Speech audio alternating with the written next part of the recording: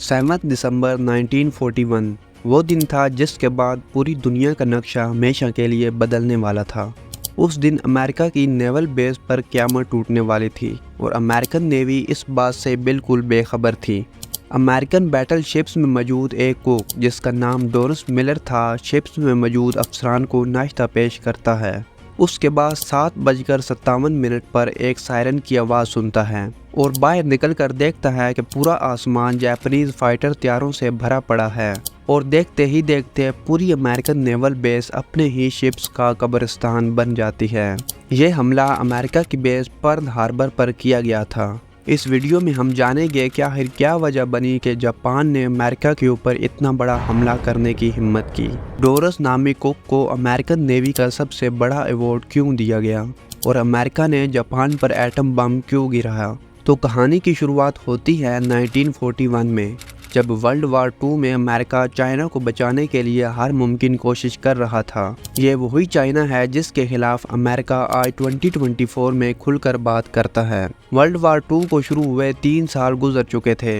यहाँ आपको बताता चलूँ कि वर्ल्ड वार 2 दो पावर्स के दरमियान थी, जिनमें एक तरफ एक्सिस पावर जिसमें जर्मनी, इटली, जापान और दूसरी कंट्रीज़ थीं, जबकि दूसरी तरफ एलाइड पावर्स थीं जिनमें ब्रिटेन, कनाडा, फ्रांस और ब्राज़ील शामिल थे। अमेरिका वर्ल्ड वार 2 का हिस्सा नहीं था क्योंकि वर्ल्ड वार 1 में नुकसान उठाने के बाद अब अमेरिका किसी भी जंग का हिस्सा बनना नहीं चाहता था, इसलिए वो अभी तक न्यूट्रल था। लेकिन एक मुल्क ऐसा था जो कि अमेरिका को भी जंग में धकेलने में लगा था और वो मुल्क जापान था।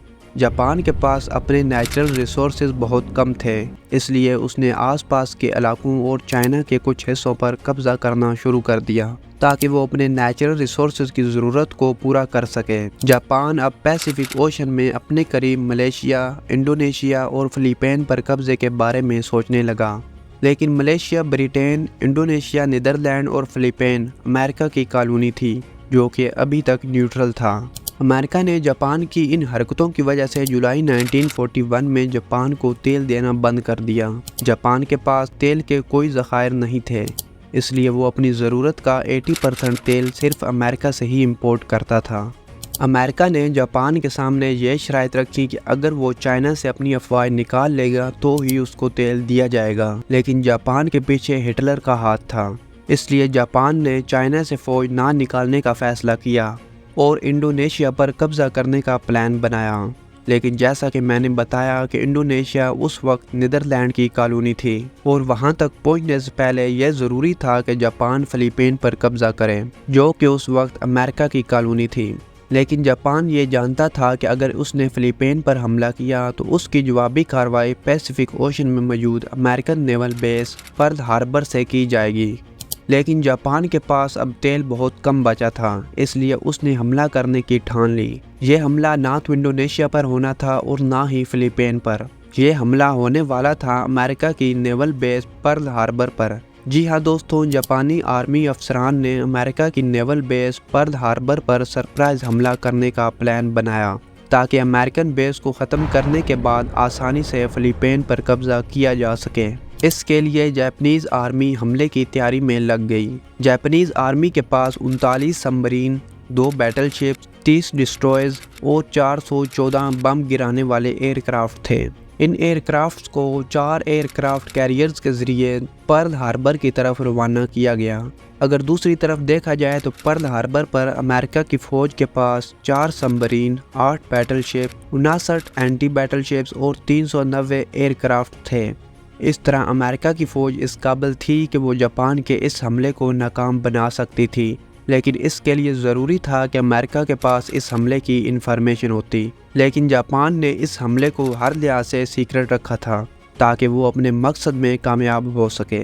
जापानीज़ फ़ौज 8000 किलोमीटर का फासला तय करने के बाद पर्ल हार्बर से अब सिर्फ 370 किलोमीटर दूर थी।